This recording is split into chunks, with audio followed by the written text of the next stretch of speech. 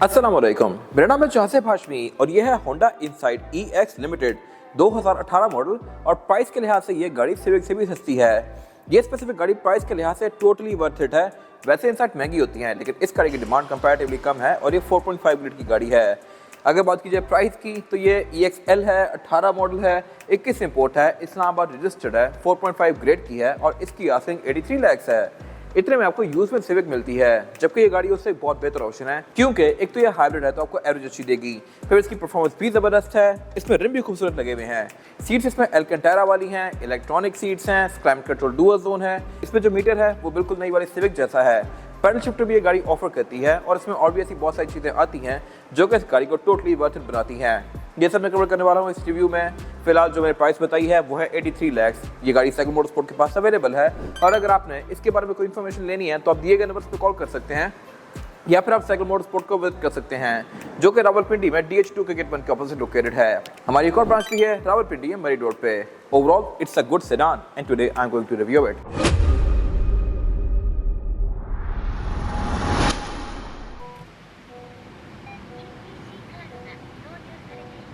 Let's start with the exterior of this car. इस गाड़ी के बारे में एक इंटरेस्टिंग फैक्ट ये है कि ये बेसिकली सिविक की 10th जनरेशन पे ही बेस्ड है, लेकिन लुक्स के लिहाज से उससे बहुत ज़्यादा खूबसूरत है। अगर आप इसको एक ग्लिम्स में देखें तो आपको ये सिविक ही लगेगी, लेकिन अगर आप इस पर गौर करें तो यहाँ पे सब कुछ ज़्यादा रिफाइंड है और ज़्यादा इक्विप्ड भी है। इसकी जो हेडलाइट्स हैं ये 2018 में भी LED वाली ही आ रही थी, जबकि सिविक प्रोडक्शन लैंप ऑफर करी थी। और इसके अलावा इसमें काफ़ी स्लीक सी DRL दी गई है और ये हेडलाइट्स इटसेल्फ भी सिविक की हेडलाइट से थोड़ी सी स्लीक हैं। और अगर बात कीजिए फीचर्स की तो ये डे ऑन को सेंस करके ऑटोमेटिकली ऑन और ऑफ भी होती हैं, प्लस ये ऑटो लेवलिंग वाली भी हैं। फिर इसमें जो ये फॉग हैं ये भी विजल की तरह ये LED वाली ही आती हैं। फिर इसके फ्रंट पे काफ़ी बड़ी सारी ग्रिल दी गई है क्रोम की, जो कि ऑब्वियसली इसकी लुक्स को और ज़्यादा बेहतर बना रही है। और इसकी ग्रिल में टेक्सचर है जो कि मोस्टली इनसाइट्स में नहीं होता। ये इनसाइट है भी स्पेशल और इसके अलावा प्राइस के लिहाज से भी मार्केट से कम है। बाय द वे इसकी ग्रिल कंपनी से ही ब्लैक आउट आई हुई है। ये कोई टेंट या रैप नहीं है, ये प्रॉपर कंपनी का ही शेड है जो कि स्मोकी है। इंटीरियर में इसका कंटारा है वो सब मैं कवर करूंगा आगे जाके। फिलहाल अगर बात की जाए ग्रिल के नीचे वाले एरिया की तो यहाँ पे एक ये बॉक्स दिया गया है।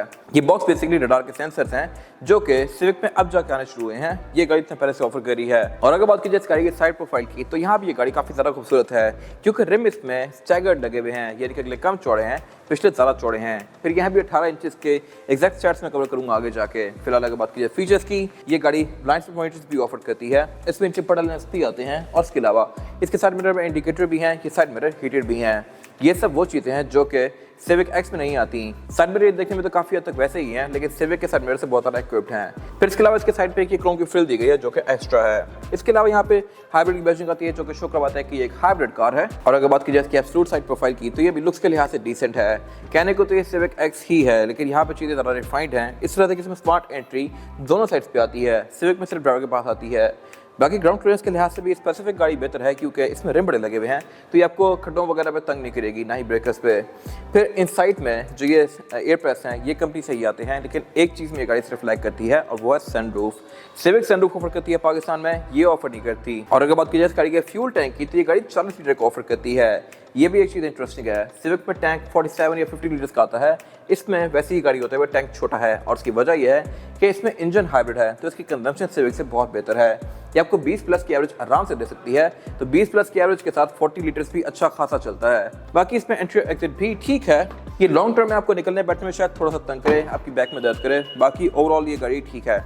और इसमें क्वार्टर ग्लास भी आते हैं सिविक की तरह। ऊपर शार्क फिन एंटीना दिया गया है और बाकी इस गाड़ी में ऑलमोस्ट सब कुछ ही ब्लैक्ड आउट है। और अगर बात की जाए इसके रेयर एंड की तो यहाँ भी सब कुछ ज़्यादा वर्थ है एज कम्पेयर टू पाकिस्तानी किसी भी सिविक। इस तरह से कि इसमें पार्किंग सेंसर आते हैं, ये चीज़ नई वाली सिविक कार्स में भी नहीं आ रही। फिर इसमें एक ये डक्ट स्पॉइलर दिया गया है। टेल लाइट इसमें ऑल टुगेदर रीडिजाइंड है और ये है भी LED वाली। बाकी इसके अलावा गाड़ी रेयर फॉग भी ऑफर करती है। ट्रंक को लॉक करने के लिए नीचे यहाँ पे एक सॉफ्ट अनलॉक दिया गया है। और ट्रंक कैपेसिटी के लिहाज से ये पाकिस्तानी सिविक जैसी ही है, लेकिन यहाँ फीचर्स बेहतर हैं। इस तरह से कि इसमें रेयर बेंचेस 60-40 के स्प्लिट के साथ हैं, उनको आप यहाँ पे दिए गए पुल टैब से अनलॉक करके फोल्ड कर सकते हैं और इसकी ट्रंक कैपेसिटी को स्पेशियस बना सकते हैं। तो बाकी इसके अलावा नीचे इसमें टूल किट दी गई है। स्पेयर टायर नहीं आया हुआ, बट स्पेयर टायर आप इसमें लेके रख सकते हैं, जगह दी हुई है यहाँ पे। और इसके अलावा बाकी यहाँ पे ट्रंक के अंदर इंसुलेशन आती है प्रॉपर। डिग्गी पाकिस्तानी सिविक से ज़्यादा इंसुलेटेड है और इसके अलावा इसका जो रिवर्स कैमरा है ये भी ज़्यादा प्रीमियम है पाकिस्तानी गाड़ी से। इस तरह से कि इसमें दो अलग अलग व्यूज़ आते हैं, एक तो बैक का व्यू नॉर्मल और फिर एक इसमें फिश आई व्यू भी आता है। इसके बाद अगर बात कीजिए इस गाड़ी के इंटीरियर की, तो ये लुक्स के लिहाज से पाकिस्तान में ऑफर होने वाली किसी भी गाड़ी से बहुत ज़्यादा बेहतर है और फीचर्स के लिहाज से एक्यूरेट भी ज़्यादा है। अगर बात कीजिए स्टीयरिंग व्हील की, तो ये काफ़ी हद तक वैसे ही है जैसा कि अकॉर्ड में आता था इस एरा की, और ये स्टीयरिंग व्हील फीचर्स के लिहाज से है भी बहुत सारा एक्विप्ड। इस तरह से इसमें मल्टीमीडिया कंट्रोल्स दिए गए हैं, क्रूज कंट्रोल दिया गया है, रडार के कंट्रोल्स दिए हुए हैं और पैडल शिफ्टर्स भी हैं। फिर ये स्टीयरिंग व्हील है भी लेदर स्टिच और इसके अलावा टिल्ट एंड टेलीस्कोपिक वाला है, तो मेरे ख्याल से स्टीयरिंग व्हील के लिहाज से ये बेस्ट फीचर्स हैं। और इसके अलावा अगर बात कीजिए हेडलाइट के कंट्रोल की, तो ऑब्वियसली ऑटोमेटिक है, वाइपर भी इसमें रेन सेंसिंग है जो कि पाकिस्तान में बहुत ही कम गाड़ियों में आते हैं। इसके अलावा अगर बात कीजिए मीटर की, तो ये मीटर सेम टू सेम वैसे ही है जैसा कि अब नई वाली सीरीज में आना शुरू हुआ है 2022 के बाद से, जबकि ये गाड़ी 2018 में भी ऑफर करी थी। अकॉर्ड में भी काफ़ी हद तक इस तरह का मीटर था और ये मीटर ज़्यादा बेहतर है एज कम्पेयर टू पाकिस्तान वाली सिविक। इस तरह से कि इसमें और भी काफ़ी सारी चीज़ें एक्स्ट्रा आती हैं जो कि लोकल सिविक में नहीं आती। अभी ये मुझे चार्ज इंडिकेटर शो करवा रही है, स्पीड लिमिट इसकी 180 किलोमीटर पर आवर तक है और इसके अलावा इसको मैं डिफरेंट मेन्यूज के बीच में नेविगेट करके डिफरेंट स्टैट्स देखता हूं इस गाड़ी की। और बाकी इसके अलावा इसकी जो कलर थीम है वो ब्लू, ग्रीन और वाइट की है।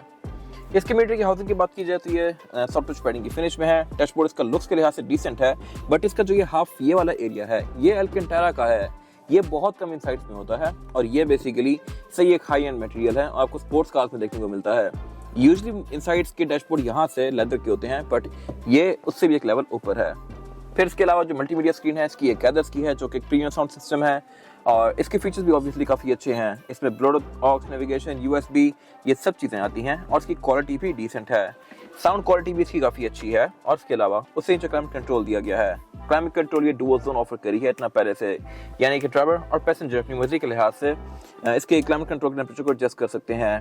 फिर इसके अलावा इसमें डस्ट पार्टिकल फिल्टर भी आता है और इसकी सीट्स भी हीटेड हैं, तो ये मेरे ख्याल से इस प्राइस पॉइंट पे बेस्ट फीचर्स ऑफर कर रही है। फ्रंट दोनों सीट्स के कंट्रोल यहाँ पे दिए हुए हैं, साइड मिरर भी इसके हीटेड हैं और इसके अलावा फिर नीचे यहाँ पे इसका गेयर सिलेक्टर दिया गया है जो कि काफ़ी हद तक सोनाटा से इंस्पायर्ड है।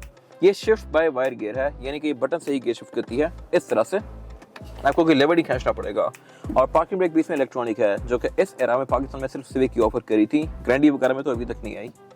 बाकी इसके अलावा यहाँ पर ड्राइव मोड सिलेक्टर दिया गया है, पीछे सेम टू सेम ये सिविक जैसी ही है, सेंटर कंसोल इसका स्लाइड किया जा सकता है भी ये काफ़ी स्पेशियस। और अगर बात की जाए सीट्स की, तो ये अगेन अल्केंटारा और लेदर के कॉम्बिनेशन में है, लेकिन यहाँ भी एक चीज़ प्रीमियम है as compare to Pakistani cars और वो ये है कि इसकी सीट्स इलेक्ट्रॉनिकली एडजस्टेबल हैं और सेम कॉम्बिनेशन इसका डोर्स के अंदर भी कंटिन्यू किया गया है और इसके door panels as it is Civic X जैसे हैं।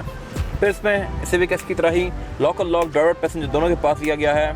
इसमें डोर्स में स्पीकर्स भी आते हैं और ट्वीटर्स भी आते हैं। फिर उससे आगे यहाँ पे इसका पुश स्टार्ट दिया गया है और यहाँ पे कुछ और चीज़ें दी गई हैं। इसमें क्योंकि होंडा सेंसिंग भी आता है तो आप उसको भी यहाँ से ऑन ऑफ कर सकते हैं। फिर यहाँ पे इसके पार्किंग सेंसर्स को इंडिविजुअली फ्रंट या बैक के पार्किंग सेंसर्स को ऑन ऑफ करने का कंट्रोल दिया गया है। यहाँ पे इसका ट्रैक्शन कंट्रोल दिया गया है। इस गाड़ी में सनरूफ नहीं आती, सिर्फ ये एक ऐसी चीज़ है जहाँ पे ये कार लैग करती है। और अगर बात की जाए रेयर पैसेंजर्स की सीटिंग कैपेसिटी की, तो ये बैक पे डिसेंट है और बिल्कुल सिविक जैसी ही है, लेकिन यहाँ पे अमेनिटीज बहुत बेहतर दी गई हैं। इस तरह से रेयर पैसेंजर्स के लिए इसमें एयर वेंट्स आते हैं, बैक पे सेंटर कंसोल दिया गया है जिसको आप एज एन आर्मरेस्ट यूज कर सकते हैं और इसमें कप होल्डर भी दिए हुए हैं। और इसके अलावा बैक पे इसकी सीट्स फ्रंट की तरह ही लेदर और अल्केंटारा के कॉम्बिनेशन में है। फिर इसकी सीट्स में एक चीज़ मज़ेदार है, वो ये है कि इसमें फोन्स के लिए अलग से होल्डर दिया गया है। आप इसके अंदर फोन डालेंगे तो ये बिल्कुल नीचे नहीं जाएगा, जिस तरह कि आम रात में नीचे चला जाता है। तो ये मेरे ख्याल से एक बेस्ट चीज़ है जो कि सिर्फ इनसाइड में ही आती है। इसके अलावा अगर बात की जाए इस गाड़ी के इंजन की, तो इंजन इसमें एक ही ऑफर होता है 15 सीसी हाइब्रिड। ये वही इंजन है जो कि वेसल में भी आता है, होंडा फिट में भी आता है, फिर शटल में भी आता है और इस गाड़ी में भी है और ये आपको एवरेज 20+ की आराम से देगा, जो कितनी बड़ी गाड़ी के लिहाज से मेरे ख्याल से बहुत अच्छी एवरेज है और ये इससे ऊपर भी जा सकता है। परफॉर्मेंस की अगर बात की जाए तो ये गाड़ी 151 हॉर्स पावर प्रोड्यूस करती है जो कि सफिशिएंट फिगर है बड़ी साइज के लिहाज से। सिविक जो पाकिस्तान में आती है वो गाड़ी 138 हॉर्स पावर है, ये 151, तो ये उससे एनी डे बहुत ज़्यादा तेज़ है, बट ऑब्वियसली RS थोड़ी सी स्लो है, बट एवरेज क्योंकि इसकी नहीं ज़बरदस्त है तो मेरे ख्याल से टोटली वर्थ इट है। ट्रांसमिशन इसमें ECVT आती है और इसके अलावा इसमें ABS, traction control, drive modes ये सब तो आता ही है, लेकिन इसका इंजन भी इतना वेल इंसुलेटेड है कि इसमें कोई आपको एक्स्ट्रा चीज़ नज़र नहीं आएगी। सारे फेंडर्स, शील्ड्स, रेडिएटर वगैरह इसमें सब कुछ कवर्ड है, जबकि पाकिस्तानी सिविक इससे बहुत सारा एक्सपोज होती है। गाड़ी के सारे जॉइंट्स, पेच, शेड सब कुछ आपको यहाँ पर नजर आ रहा होता है, तो इसमें वैसा नहीं है, हर चीज़ यहाँ प्रॉपर्टी कवर्ड है और बोनट के अंदर में इंसुलेशन दी गई है। इसके बाद अगर बात की जाए इस गाड़ी के टायर साइज की, और टायर साइज जो है इसमें ये है 225, 45 और 18। ये 18 इंचेस का रिम है, लेकिन कोई आम रिम नहीं है, ये स्टैगर्ड है, यानी कि अगले कम चौड़े हैं, पीछे ज़्यादा चौड़े हैं। अगला तो बेसिक नॉर्मल हर गाड़ी की तरह है, लेकिन पिछला काफ़ी चौड़ा है, तो इसका टायर भी थोड़ा सा स्ट्रेच हुआ है और लुक्स के लिहाज से ही बेहतर लग रहा है। और ये रिम कंपैरेटिवली आम रिम्स वगैरह से महंगे होते हैं। तो इस गाड़ी में मेरे ख्याल से सब कुछ ही बहुत फिट है। बाकी इसका रिम मोटर बड़ा होने की वजह से इसके फेंडर और बॉडी में गैप भी कम है, जो कि इसकी लुक्स को और ज़्यादा बेहतर बना रहा है। बाकी इसकी वजह से कि ग्राउंड क्लियरेंस भी बेहतर हो जाती है। और अब अगर बात की जाए गाड़ी की, तो इसमें ऑल व्हील डिस्क ब्रेक आती है, ABS भी आता है, ट्रैक्शन कंट्रोल भी आता है। तो इसकी ओवरऑल जो ग्रिप है, ड्राइव है, ये बहुत बेहतर है। ये था आज का रिव्यू। अगर आपको ये रिव्यू पसंद आया है तो इसको लाइक कीजिए, मेरे चैनल को सब्सक्राइब कीजिए, और अगर आपके पास इस गाड़ी से रिलेटेड कोई भी राय है तो उसको कमेंट सेक्शन में शेयर जरूर कीजिएगा, ताकि वो लोग जो ये गाड़ी लेने वाले हैं वो आपकी राय से फ़ायदा उठा सकें। अपना ख्याल रखिएगा। Thank you.